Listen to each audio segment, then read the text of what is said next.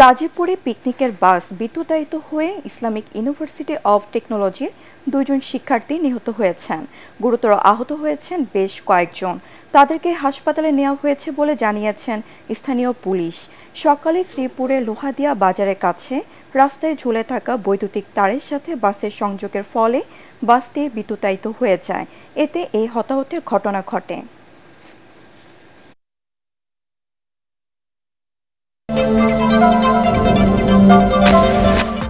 বৈষম্য বিরোধী ছাত্র আন্দোলনের সময় আন্দোলনরত ছাত্র জনতার উপর হামলা করা তৌহিদুল ইসলাম নামে পেশাদার সন্ত্রাসীকে গ্রেফতার করেছে চান্দগাঁও থানা পুলিশ। পুলিশ জানায় 5 আগস্ট সে একাই 28 রাউন্ড গুলি করে। দুপুরে এ বিষয়ে সংবাদ সম্মেলন করে বিস্তারিত জানানো হবে বলে জানিয়েছেন চট্টগ্রাম মেট্রোপলিটন পুলিশ।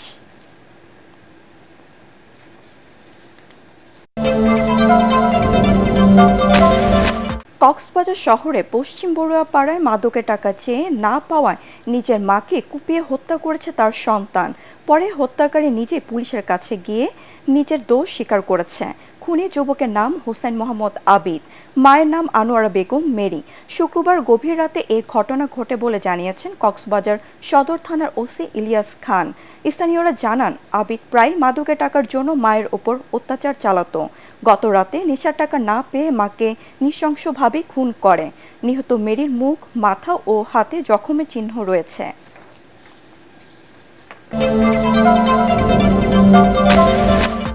বৈষম্য বিরোধী ছাত্র আন্দোলন জামালপুর জেলা শাখার সংগঠক রেদওয়ান খন্দকার মাহিন ও তার পরিবারের সদস্যদের মারধরের অভিযোগ উঠেছে। আহতদের মধ্যে রেদওয়ান খন্দকার মাহিনকে 250 জামালপুর জেনারেল হাসপাতালে ভর্তি করা হয়েছে। মাহিনের অভিযোগ, জামালপুর পৌরসভার কম্পপুর উত্তরপাড়ার গদু ফকিরের ছেলে হেলার উদ্দিনের সাথে জমি সংক্রান্ত বিরোধ চলছিল। এই বিরোধের কারণে মোবাইল ফোনে ডেকে নিয়ে মাহিন, তার বাবা হাফিজুর রহমান ও মা মুসলিমা বেগমকে পিটিয়ে আহত করা হয়। বিষয়টি সদর থানা পুলিশকে জানানো হয়েছে বলে জানিয়েছেন আহত মাহিন। বসুন্ধরা টিস্যুতে ছাড়ের ছড়াছড়ি। বসুন্ধরা টিস্যু নিয়ে এলো নিশ্চিত ছাড়। স্বাস্থ্য সুরক্ষা না নিয়ে জমিতে কীটনাশক ব্যবহার করতে গিয়ে অসুস্থ হয়ে পড়েছেন মেহেরপুরের কৃষকরা। কৃষিকাজে নিয়োজিত জনগোষ্ঠী নীরব খাততে পরিণত হয়েছে কীটনাশক। কন্ট্রাক্ট পয়জনিংয়ে আক্রান্ত হয়ে হাসপাতালে ভর্তি হয়েছেন অনেকেই। এখনই প্রতিকারমূলক ব্যবস্থা করে না তুলে ফুসফুসে ক্যান্সার সহ নানা জটিল রোগে আক্রান্ত হওয়ার আশঙ্কার কথা জানাচ্ছেন বিশেষজ্ঞ চিকিৎসকরা। মেহেরপুর প্রতিনিধি উম্মে ফাতেমা রোজিনার রিপোর্ট, জানাচ্ছেন আদনিন সজীব। ভালো ফসল পেতে হলে জমিতে কীটনাশক দিতেই হয়, কিন্তু কৃষকরা কতটুকু সুরক্ষা নিয়ে এই কীটনাশক ব্যবহার করছে তা নিয়ে প্রশ্ন উঠেছে। মেহেরপুরের চেঙ্গাড়া গ্রামের 42 বছর বয়সী কৃষক ওমর ফারুক মুখে মাস্ক কিংবা চশমা ব্যবহার না করেই জমিতে কীটনাশক দিচ্ছিলেন। কাজ শেষে অসুস্থ হয়ে পড়েন তিনি, নিয়ে যেতে হয় হাসপাতালে।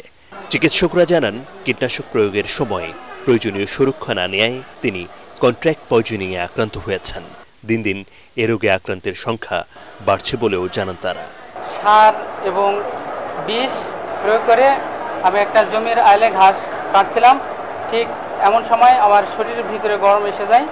কৃষকরা জানালেন, জমিতে কীটনাশক প্রয়োগের পর শ্বাসকষ্ট, মাথা ব্যথা, বমি বমি ভাব দেখা দেয়। মনে হয় দম বন্ধ হয়ে যায়, কি এরকম একটা সমস্যা হয়ে যায়। বিষ ব্যবহার করি, তাতে শ্বাসকষ্ট হয়তো। কড়া বিষ দিলে পারে আপনার শরীরে প্রচন্ড ক্ষতি। মুখে মাস্ক দিয়ে করলে কি হয়তো আপনার হেলমেট দিয়ে করলে এই বিষগুলো হয়তো গন্ধটা যায় না। এভাবে দীর্ঘদিন ধরে শরীরে কীটনাশক প্রবেশ করলে ফুসফুস, নিউরোলজিক্যাল ও স্কিন ক্যান্সার সহ নানা জটিল রোগে আক্রান্ত হওয়ার ঝুঁকি থাকে। একটা মাস্ক ব্যবহার করতে হয়, যেমন লং স্লিভ শার্ট পরতে হয়। বাতাসের বিপরীতে দিলে বাতাসের সাথেই ওটা চলে আসে। এভাবে একটা কৃষক 10 বছর 20 বছর পরে দেখা যাচ্ছে লং টার্ম জটিলতায় ভুগতে থাকে। কৃষি বিভাগ বলছে, কৃষকদের স্বাস্থ্য ঝুঁকির কথা চিন্তা করে সুরক্ষা নিতে উদ্বুদ্ধ করা হচ্ছে।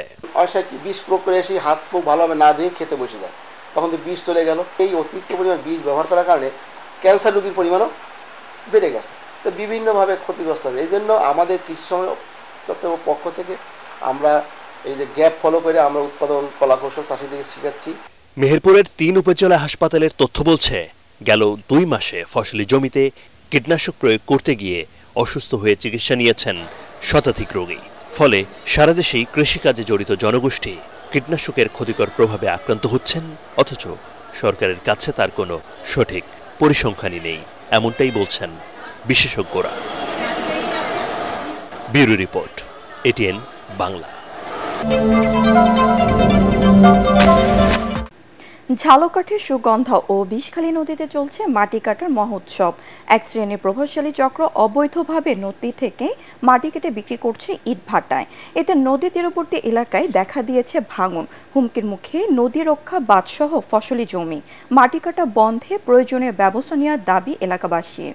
ঝালকাঠি প্রতিনিধি HM নাসির উদ্দিনের রিপোর্ট, জানাচ্ছেন তামান্না জেনিফার। ঝালকাঠি সদর উপজেলার সুগন্ধা ও বিষখালী নদীর তীর থেকে অবাধে মাটি কাটছে এক শ্রেণীর প্রভাবশালী চক্র। উপজেলার পোনাবালিয়া ইউনিয়নের রাজারপুর ও কাঠালিয়া উপজেলার গ্রামগুলোতে প্রশাসনের চোখ ফাঁকি দিয়ে মাটি কাটছে ওই চক্রটি। বেকু দিয়ে কাটতে আছে, জমি পাইলেও রাস্তাটা লোক দিয়ে কাটা তো অযুক্তি। বেরিবাদের পাশের জমি সরকারি জমি, কিন্তু এতে সরকারি জমি কাটতে নিলে নদী পাড়ের জিনিস বেরিবাদ ভাঙতে পারে, বহু ঝুঁকি আছে, পাবলিকের ক্ষতি, জনগণের ক্ষতি। এই মাটি নৌকা ও ট্রলারে করে নিয়ে বিক্রি করা হচ্ছে জেলার বিভিন্ন ইটভাটায়। শুধু রাজারপুর গ্রাম নয়, আশেপাশের কমপক্ষে 15টি এলাকা থেকে প্রতিনিয়ত কাটা হচ্ছে মাটি। এতে নদী ভাঙনের ফলে হুমকির মুখে পড়েছে নদী তীরবর্তী রাস্তা, বাঁধ ও ফসলি জমি। ঘটনায় স্থানীয়রা ক্ষোভ প্রকাশ করে মাটি কাটা বন্ধে প্রশাসনের হস্তক্ষেপ কামনা করেন। এই চরটার থেকে যদি আবার মাটি কেটে খনন করা হয় তাহলে এই বেরিবাদ নষ্ট হবে, পোল খনন নষ্ট হবে। এই বেরি ভেঙে গেলে তো সবারই ক্ষতি, ব্রিজ থাকবে না, গাড়ি চলতে পারবে না, মানুষ চলাচল করতে কষ্ট হইবে।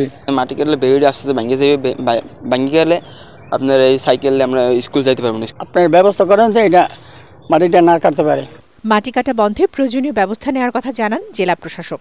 আমাদের জেলা প্রশাসন থেকে সকল উপজেলার ইউনোদেরকে এবং এসিডেন্টদেরকে নির্দেশনা দেওয়া আছে এই বিষয়ে প্রয়োজনীয় ব্যবস্থা গ্রহণ করার জন্য।